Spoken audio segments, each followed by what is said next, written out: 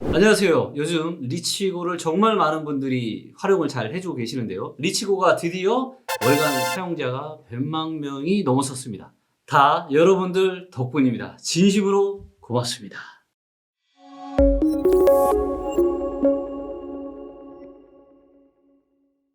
먼저 지난주에 나온 부동산 관련한 따끈따끈한 뉴스들이 어떤 게 있는지 좀 살펴보도록 하겠고요.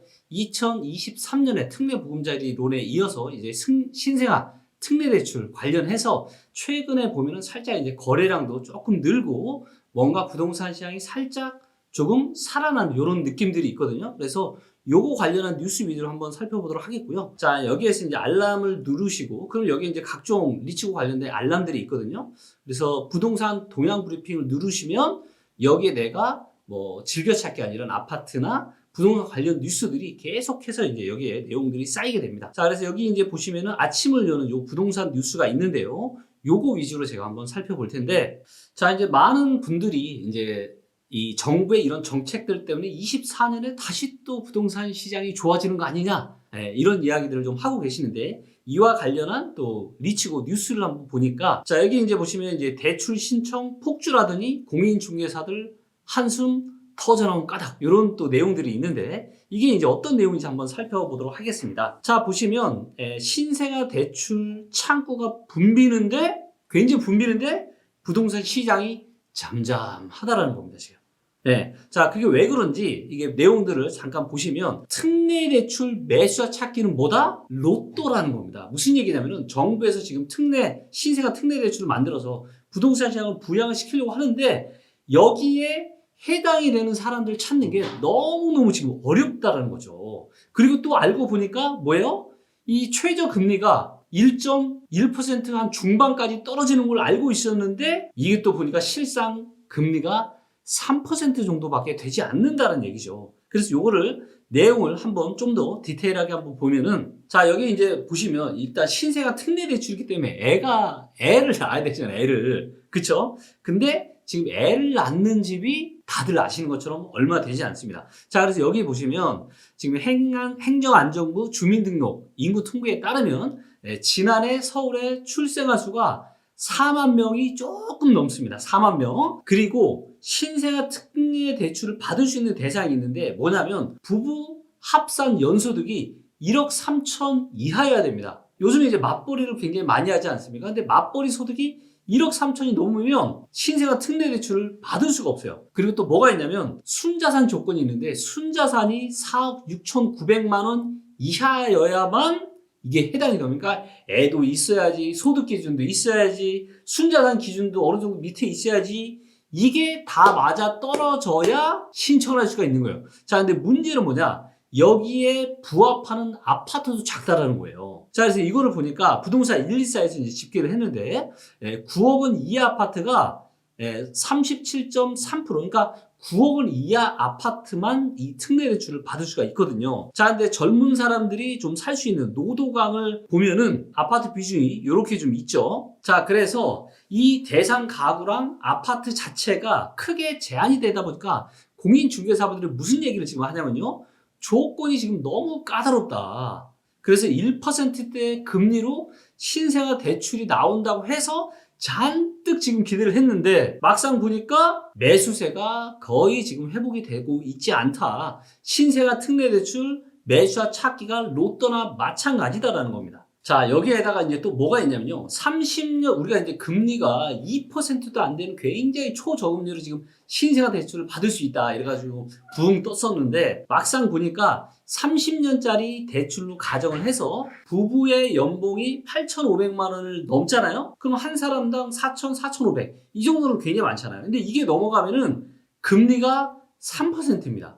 그리고 1억 원이 또 넘어가면은 3.3%가 적용이 된다라는 거예요. 그래서 이게 뭐 정부에서 금리 1.6%를 받을 수 있다 했는데 이거를 받으려면요. 소득이요. 2천만 원 이하여야 됩니다. 거기다 대출이 10년이어야 돼요. 근데 이걸 누가 10년 대출이 2천만 원 이하 소득이 있는데 이걸 어떻게 집을 사요?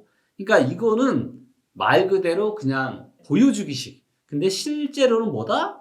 3%가 대다수 다 넘는다라는 거죠. 그래서 여기 해당되는 사람은 거의 없다. 그리고 또 뭐가 있냐? 29일부터 지금 지난 4일까지 신생아 특례대출 신청 건수가 9,600건, 거의 10,000건 정도가 되는데요. 자, 근데 이 중에서 신규 주택 구입 용도, 그러니까 집을 새로 살려고 하는 용도는요, 20%가 안 됩니다. 네, 나머지는 다 뭐예요? 나머지는 갈아타기, 대환. 그러다 보니까 뭐예요? 특례대출 때와는 다르다라는 것이에요. 특례대출 23년에 그때는 꽤 그래도 어느 정도 잘 불타올랐는데 지금은 이제 쉽지 않다라는 겁니다. 자, 그래서 이런 뉴스를 기반으로 우리가 이 수급 데이터와 거래 동향 데이터를 가지고 시장을 한번 살펴보도록 하겠습니다. 자, 이렇게 보니까 자, 이제 위로 올라가면 이제 전세 수급이 좋아지는 거죠. 그래서 전세가가 강세가 될 가능성이 많습니다. 그래서 보니까 충북이 굉장히 시장이 좋죠. 그리고 강원도 살짝 떨어졌고, 그리고 이제 크게 변화가 없다가 충남이 조금 위로 올라가면서 충남이 지금 좋아지고 있고요. 자, 그래서 보시면 충남이 이렇게, 그래서 충남은 요 정도면은 이제 여기서 한 조금만 더 한 120, 130만 넘어가면은 이제 충남 같은 경우도 전세가가 이제 강세로 돌아설 수 있는 조건이 만들어지는 거죠. 자, 그리고 지금 세종이나 대구 여기가 지금 분위기가 제일 안 좋은데 여기 어때요? 여전히 다 왼쪽. 즉 매매 수급이 더 안 좋아지고 있어요. 그러니까 시장 상황이 제일 안 좋은 데가 세종. 그렇죠?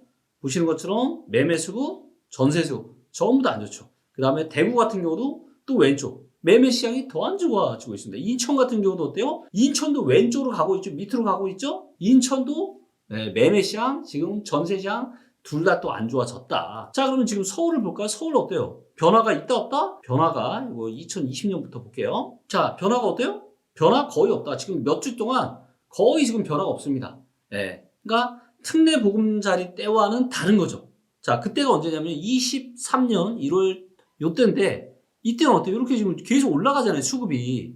근데 지금 어때요? 수급이 그냥 멈춰 있어. 매매 수급이 더 이상 좋아지지 못하다. 그래서 아까 제가 뉴스 브리핑 제가 말씀드렸죠. 뉴스 브리핑에서도 이야기했다시피 지금은 신세가 특례로 인해서 실제 수요가 일어나는 거는 거의 없다. 대부분은 갈아타기다. 대환이다.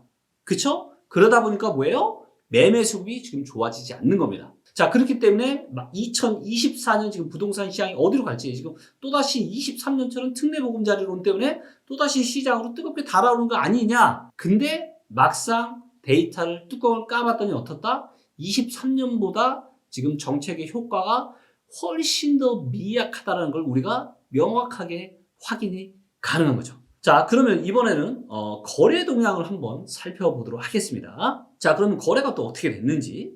자, 거래가 보니까 어때요? 서울 볼게요. 서울 밑으로 내리 꽂았죠? 전세 거래가 보신 것처럼 줄었습니다. 매매 거래도 이 정도에서 더 이상 늘지 못하고 있죠? 특례 보금자리론 때처럼 이때처럼 이렇게 매매 수 동향이 계속 좋아져야 되는데 별로 차이가 없어요. 지금 1월 말이나 2월 지금 초나. 그렇기 때문에 이 정도 상황이고, 물론 설이 좀 끝나고 나서의 신규 데이터는 아직은 나오지 않았습니다. 그래서 설이 지나고 나서의 또 시장 상황이 어떤지를 우리가 한 2, 3주를 지켜보면서 데이터를 보면은 시장이 충분히 가늠이 될 것 같고요. 자, 그런데 언뜻 봐도 위로 오른쪽으로 가는 것보다는 밑으로 왼쪽으로 가는 데들이 많죠? 밑으로 간다는 거는 전세 거래가 줄어든다는 겁니다. 근데 언뜻 봐도 서울이나 강원도나 충남이나 경북이나 밑으로 꽤 많이 내려갔죠? 즉 전세 거래 자체도 지금 줄어들고 있다라는 겁니다. 그래서 오른쪽 위로 뭔가 특례 정책이 나와서 거래가 늘려면은 오른쪽으로 많이 가야 되는데 오른쪽으로 가는 지역들이 지금 한눈에 봐도 거의 없다. 즉 정책의 효과가 아직 2월 초까지는 아직은 뭔가 속 시원하게 나오지 않고 있다는 걸 우리가 알 수 있는 거고요. 자, 그리고 최근에 지금 리치고에 굉장히 많은 신규 기능이 업데이트가 좀 되었는데 그 중에 하나 제가 잠깐 소개를 좀 드리면, 제가 그런 얘기 하고 있죠. 이제 경매로 인생을 바꿀 수 있을 만한 엄청난 기회가 다가오고 있다. 이거 24년, 25년, 26년에 잡아야 된다. 제가 이런 말씀을 드리고 있는데, 자, 그래서 지도로 경매 건수를 한번 보기로 들어가 보겠습니다. 자, 이전에는 그냥 이렇게 좀 더 이렇게 가까이 가 이렇게 물건이 보였잖아요. 이렇게 이제 해야 물건이 보였고 조금 더 얘를 줌아웃. 그래서 좀 더 넓은 지역으로 보면은 이렇게밖에 안 보이는데 지금 어때요? 점이 보이죠? 이 점 하나하나가 현재 시장에 나온 경매 건수입니다. 그리고 여기서 여러분들이 요게 필터인데 여기에서 필터 설정을 하시면 내가 원하는 조건으로만 또 경매 물건을 볼 수가 있어. 얼마나 편해요. 자, 지금 자 보세요. 서울 위주로 한번 보겠습니다. 그리고 이게 보니까 복잡하죠. 그리고 제일 많은 데가 지금 강서구인데 여기서 지역핀을 없애도록 하겠습니다. 지역핀을 누르면 얘가 없어져요. 그럼 그냥 한눈에 색상별로 경매 건수가 다 보이죠. 그래서 색상이 의미하는 바는 경매 유형이에요. 그래서 여기 보시면 초록색이 다세대 빌라, 파란색 진한 게 요런 색깔이 오피스텔, 요 파란색이 아파트. 그래서 아파트냐 뭐 건물이냐 상가냐 토지냐에 따라서 색상이 다 달라요. 그러면 한눈에 봐도 어때요? 지금 경매가 어떤 색상이 제일 많죠? 녹색이 제일 많죠. 녹색이 어디가 제일 많아요? 바로 이쪽 동네 강서구 이쪽. 야, 한눈에 봐도 이쪽이 지금 경매가 엄청나게 많죠. 그리고 초록색이 제일 많죠. 그만큼 지금 빌라가 지금 엄청나다라는 겁니다. 자, 여기에서 제가 아파트만 한번 선택을 해볼게요. 아파트만. 취소 누르고 여기서 아파트만 제가 선택을 했습니다. 그러면 어때요? 지금 아파트 경매만 이렇게 보이죠. 아파트만 해도 지금 경매가 꽤 많죠. 아파트만 해도 경매가 굉장히 많고요. 오피스텔 볼게요. 오피스텔은 오피스텔 이렇게 보니까 오피스텔도 이쪽 원미구, 부평구, 미추홀구, 이쪽 광명시 이런데 지금 경매 물건이 굉장히 많네요. 자, 그럼 이번에는 건물 쪽은 어디가 경매가 많은지 한번 볼까요? 자, 보시는 것처럼 건물 쪽은 골고루 섞여 있네요. 그쵸?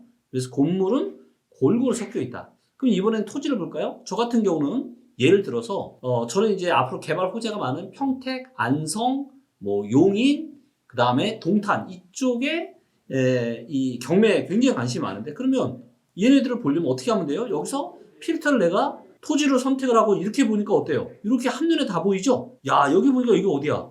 당진. 이쪽에 지금 토지 경매가 굉장히 많네요.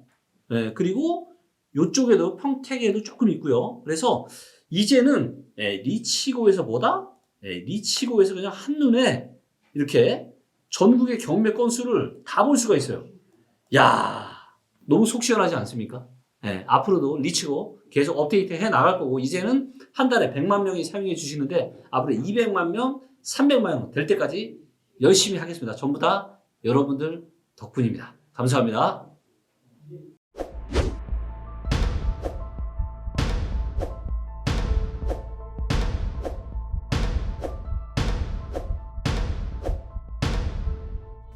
내년부터 본격화되는 이 세금 때문에 트리거가 시작이 돼서 거래량 데이터에서 그런 징후들이 보이고 있습니다. 서울의 아파트 시장은 올라갈 에너지는 없고 22년서부터는 이제는 보합이나 하락으로 내려갈 가능성이 많고요. 10년에 한 번 정도 있을까 말까 절호의 매도 기회가 왔다.